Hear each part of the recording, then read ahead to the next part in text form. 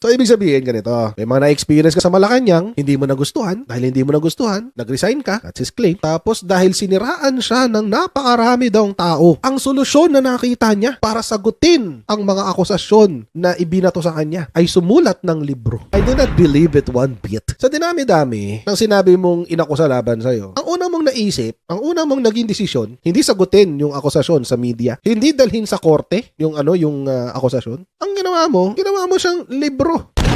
So, ibig sabihin, gusto mong gumawa ng version mo ng conjugal dictatorship. Yun. Actually, hindi pa nga bagay yung title. Kung Kingmaker, dapat ang content niyan kung paano mo na ipanalo yung presidente. Pero, medyo matigas ang feslax natin dyan, sir. Bakit? Kasi hindi ikaw nang panalo sa Marcos. None of your campaign people made or tinrabaho nyo lang. Kayo nasa operations. Pero hindi kayo nagpanalo.